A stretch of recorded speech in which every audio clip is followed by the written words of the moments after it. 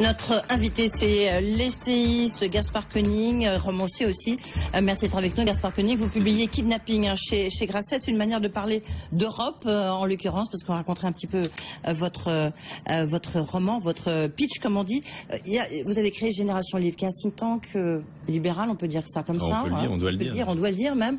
Ça fait mieux de le dire. Vous avez été la plume de Christine Lagarde lorsque c'était en 2007. On vous le ressort tout le temps, mais c'est vrai que c'est important parce que déjà ça donne une orientation économique. Moi, j'ai une question. Est-ce que vous pensez, avant-hier, Benoît Cœuré, membre de la Banque Centrale Européenne, et qui disait, nous, on ne peut pas tout faire, il faut des réformes si on veut trouver de la croissance. Là, vous êtes complètement d'accord avec lui. Est-ce que les réformes vont assez loin, notamment en Europe? Déjà, j'aimerais bien que la BCE elle-même cesse de faire des réformes. Je suis très critique de la politique monétaire des banques centrales qui ne font que diluer le problème et mettre la poussière sous le tapis et le renvoyer à un moment où la crise deviendra inévitable. Après, sur les réformes en France, finalement, il y a cette idée de dire on est tous d'accord sur les réformes à faire et personne n'a le courage de le faire. Mais en fait, c'est pas vrai, personne n'est d'accord. Quand vous commencez à rentrer dans le détail, quand vous commencez à discuter réforme par réforme, personne n'est d'accord. Et pourquoi?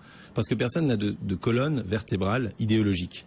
Et donc les gens réagissent au fil des humeurs et des sondages d'opinion sur ce qui semblerait plus ou moins efficace pour un petit temps donné. Mais les partis n'ont plus de construction intellectuelle qui leur permette d'avoir des programmes complets de réforme de la société. Qu'est-ce qui trouve grâce à vos yeux? Est-ce qu'un Emmanuel Macron trouve grâce à vos yeux? Parce que c'est l'homme dont on parle, dont on ne cesse de parler. On en parle peut-être un petit peu trop au regard de ce qu'il a fait réellement. Emmanuel Macron est le seul homme politique, à ma connaissance, qui s'est déclaré libéral. Il a d'ailleurs c'est un philosophe, donc il sait ce que c'est que le libéralisme, le vrai. J'étais assez content de voir qu'aujourd'hui qu'il s'est positionné, qu'il a pris position en tout cas sur le sujet des libertés individuelles à l'occasion du vote de la réforme constitutionnelle. Ça n'avait pas encore été le cas jusqu'à présent et je vois qu'il amorce un libéralisme grand angle, à la fois sur le plan économique, sur le plan sociétal, sur le plan institutionnel. Et pour le moment, il ouvre des portes dans lesquelles nous, on peut en effet s'engouffrer de manière beaucoup plus facile. Et vous dites que c'est un philosophe grand angle, mais parce que c'est un normalien comme vous, mais j'ai envie de dire, ça suffit peut-être pas pour être philosophe? Non, mais ce que je veux dire, c'est qu'il a quelques références intellectuelles et quand il parle de libéralisme, okay, oui. Il sait d'où ça vient, il dit pas ça par hasard. Ça vient de la gauche. Oui. C'est ce qu'il a dit en tous les cas, oui, absolument. Manière de le dire, au 19e siècle, il y a Guizot qui a inauguré le libéralisme de droite et les orléanistes. Proudhon a inauguré le libéralisme de gauche qui va jusqu'à Pierre Bérégovoy. Effectivement, le libéralisme a toujours pris en France des voies politiques fluctuantes, suivant les moments, suivant les époques. Mais Gaspard Koenig, justement, vous dites que vous êtes libéral. Moi, ce qui m'intéresse à vous en venir ici, c'est quoi être libéral aujourd'hui? Justement. Être libéral, c'est penser que le rôle de l'État, important dans notre société, c'est d'assurer l'autonomie de l'individu et de lui donner les moyens de son autonomie. Et c'est tout ce que ne fait pas l'État aujourd'hui. L'État aujourd'hui fait des politiques... Et tout ce que ne voulait pas non plus faire les libéraux tels qu'on les entendait, en tous les cas, parce qu'ils ont un peu disparu quand même du paysage politique français. Mais... le problème, c'est que les libéraux se sont retrouvés dans une case, disons, associée au grand patronat conservateur. Tout sauf le libéralisme. Et aujourd'hui, s'il y a quelqu'un qui a bien besoin de libéralisme, c'est au contraire les chefs d'entreprise dans notre pays, qui fonctionnent encore sur beaucoup de secteurs par oligopole et qui est extrêmement dépendant de la commande publique, des réglementations, des déductions fiscales et autres. Donc commençons par appliquer le libéralisme à l'oligopole bancaire français, par exemple. Ça leur fera du bien. Commençons par libérer la FinTech. Et si vous voulez, quand vous prenez champ par champ, ce qu'on fait dans mon think tank, c'est qu'on rassemble des experts qui s'y connaissent mieux que moi, parce que moi je ne suis ni économiste ni juriste, mais j'en rassemble autour de moi. Et quand on s'attaque sujet par sujet, on trouve à chaque fois le même nœud de collusion entre la puissance publique et un capitalisme de connivence qui rend extrêmement compliqué la réforme. Mais ça s'applique aussi bien au prix de l'électricité qu'aux auto-écoles. Ça s'applique aussi bien d'ailleurs au paternalisme d'État sur les normes d'hygiène ou sur la liberté d'expression qu'à la démocratie, par exemple, qu'à la démocratie qui est aujourd'hui confisquée par quelques-uns et où ils ont mis en place les mêmes oligopoles que dans la sphère économique. Mais est-ce que vous voyez dans le paysage actuel, au futur, passé, est-ce que vous voyez quelqu'un qui répond à cette définition du libéral? C'est pas tellement mon sujet. Mon sujet, c'est de... Mais c'est la question. Oui, mais moi j'ai créé un think tank pour diffuser des idées. Ensuite, je regarde avec intérêt les hommes qui vont s'emparer de ces idées.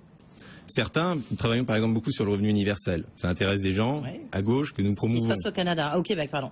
Le Québec s'est engagé à le faire, la Finlande commence à le faire, la Suisse va faire une votation. Il y a beaucoup d'actualités sur ce sujet. Bon, est-ce que ça va passer par la gauche? Est-ce que ça va passer par la droite? Est-ce que ça va passer par quelqu'un qui se dit libéral ou quelqu'un qui se dit socialiste? Je ne sais pas. Moi, mon but, c'est que ces idées et ces idées de réforme finissent par aboutir. Mais il faut un relais, c'est pour ça que je vous demandais qui peut l'incarner, parce que vous êtes pour l'instant, alors peut-être que vous allez dire que c'est ce que vous allez vous présenter, je ne sais pas, mais pour l'instant, vous n'êtes pas dans la politique, vous n'êtes pas élu. Oui, mais justement, je pense qu'on a beaucoup plus d'influence dans ce qu'on fait aujourd'hui qu'en étant un député lambda croupion aux ordres d'un parti. De toute façon, aujourd'hui, j'ai pas tant de questions à me poser. Aucun parti n'est libéral en France, ni la gauche ni la droite.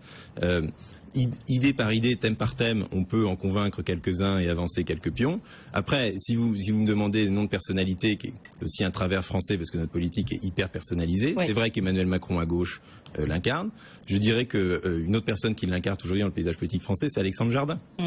Alexandre Jardin fait du vrai romancier, oui, mais Alexandre Jardin est un vrai homme politique qui va sur le terrain, qui va dans les villages, dans la France périphérique, qui monte sur une boîte à savon et qui dit l'État ne peut plus rien pour vous, aidons-nous nous-mêmes, et qui propose aux gens tout un réseau d'entrepreneuriat social et collaboratif qui fait avancer les choses. Mais en même temps, vous-même, vous dites vous n'êtes pas pour l'État ne peut plus rien pour nous, puisque vous dites que l'État, au contraire, peut soutenir, peut encourager les initiatives et l'individu.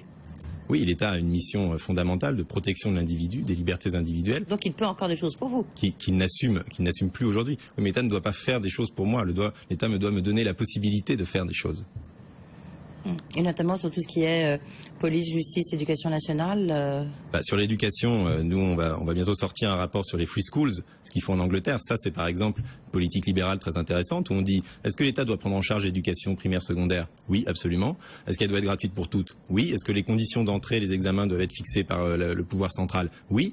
En revanche, le chemin que chaque école prend pour aboutir à ces résultats doit être complètement autonome. Et donc les chefs d'établissement doivent avoir la possibilité de faire ce qu'ils veulent de leur budget, de recruter les professeurs qu'ils veulent, d'avoir les méthodes pédagogiques qu'ils veulent, de donner les cours qu'ils veulent, d'avoir les horaires qu'ils veulent. On est encore dans un pays où c'est le ministre de l'Éducation nationale qui détermine si l'ensemble des enfants des petits villages comme du centre de Paris, comme des banlieues de Marseille auront cours le mercredi matin. Voilà un exemple de dirigisme absurde, voilà un exemple de politique où l'État pourrait encourager, financer, encourager la diversité et l'émulation au lieu de vouloir imposer un moule uniforme à l'ensemble des élèves.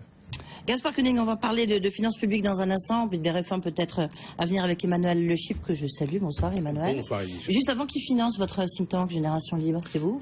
Alors il est essentiellement financé par des particuliers. Nous avons un petit budget de 300-400 000 euros.